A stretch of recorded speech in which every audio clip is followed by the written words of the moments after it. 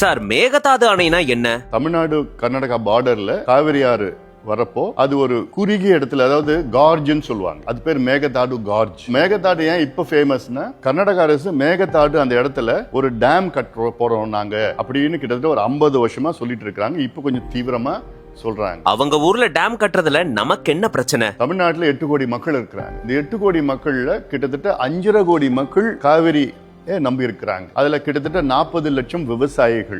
மேட்டூர் டேம்ல 96 டிஎம்சில இன்னைக்கு 40 டிஎம்சி தான் இருக்கு. அந்த 40 டிஎம்சியும் குடிக்கிறதுக்கு தான் நம்ம வச்சிருக்கிறோம். காவிரி டெல்டால குருவை, சம்பா, ஆலடி இந்த மூணுமே நம்ம கல்டிவேட் பண்றோம். இப்போ குருவை சீசன்ல தண்ணி இல்ல. லாஸ்ட் 7 இயர்ஸ்ல 6 இயர்ஸ் கரெக்டா ஜூன் 12 மேட்டூர் டேம் திறந்து விட்டு இருக்கிறோம் குருவை கல்டிவேஷனுக்கு. இந்த வருஷம் திறக்க முடியல, ஏன்னா தண்ணி இல்ல. மேகதாது டேம் கட்டினாங்கன்னா சுத்தமா ஒரு சொட்டு குடிக்கிறது கூட தண்ணி வராது. அப்போ எனக்கு எந்த பிரச்சனையும் இல்ல.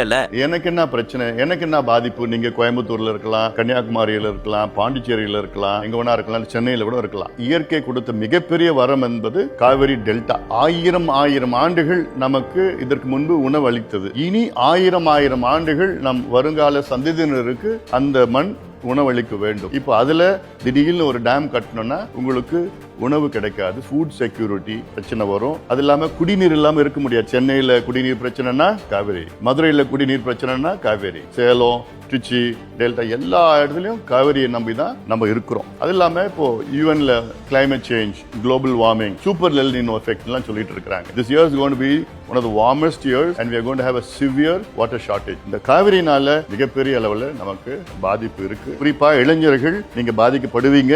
Everyone will be affected. இதுக்கு நான் என்ன சார் பண்ண முடியும்? உங்ககிட்ட நாங்க எதிர்பார்க்கிறது, இதை அழுத்தம் கொடுங்க, இது எல்லாத்துக்கும் ஷேர் பண்ணுங்க, இது வெளியில கொண்டு வாங்க, இதுல ரீல்ஸ் போடுங்க, பதிவு போடுங்க, ட்விட்டர்ல, சோசியல் மீடியால ஷேர் பண்ணுங்க, ஒரு அவேர்னஸ் கொண்டு வாங்க. நீங்க எல்லாம் சோசியல் மீடியா மூலமா ஒரு ஆட்சி மாற்றத்தையே நீங்க கொண்டு வந்திருக்கீங்க. நிச்சயமா இந்த மேகதாது அணை தடுக்கிறதுக்கு உங்களால உறுதியா முடியும். இதை தடுத்தே ஆக வேண்டும். இது தடுத்தாதான் தமிழ்நாட்டு மக்கள் வரும் காலத்துல சுயமரியாதையோட வாழ முடியும். சார், வீடியோ ஆரம்பிக்கிறப்போ ஒரு குறியீடு காட்டினீங்களே, அதுக்கு என்ன அர்த்தம்? கர்நாடகாவில் மேகதாது அணை கட்டினாங்கன்னா தமிழ்நாடு மக்கள் மேகதாது அணையை தடுப்போம், காவிரியை காப்போம்.